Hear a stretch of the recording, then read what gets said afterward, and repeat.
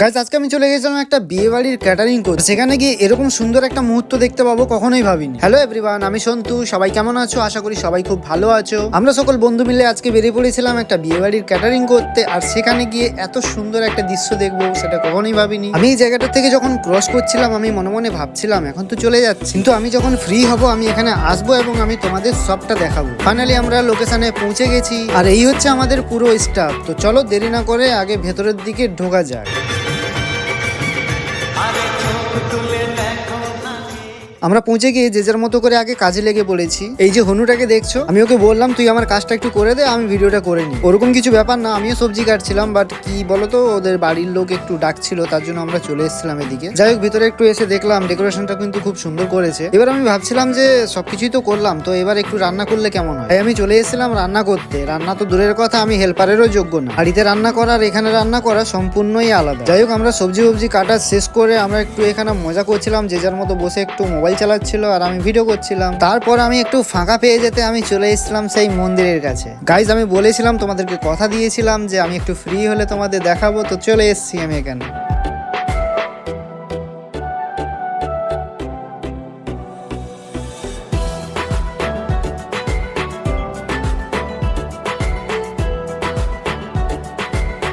এত সুন্দর একটা জায়গায় এসেছি, তো এখানে ভেতরে ঢুকবো না সেটা হতে পারে? সত্যি বলতে ভেতরে ঢোকার পরে মনটা একদম জুড়িয়ে গেল। দেবের দেব মহাদেব, মহাদেবের ভক্তরা কোথায়? কমেন্ট করো কিন্তু।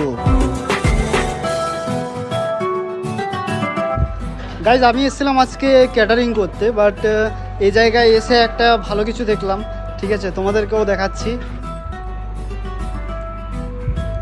এটা কোথাকার মন্দির তোমরা বলতে পারবে? যদি কেউ বলতে পারো তাহলে কমেন্ট করে বলবে যে এটা কোথাকার মন্দির। ঠিক আছে, চারদিকটা দেখো।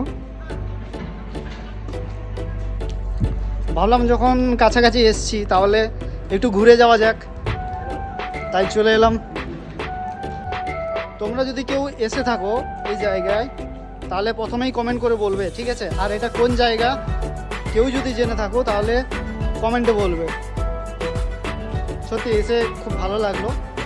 আমি ভাবছিলাম প্রথম থেকে যখন আমি এটা দিয়ে পাস করলাম, তো আমি ভেবেছিলাম যে একটু ফ্রি হলে আসবো এখানে, তাই চলে এলাম আর কি।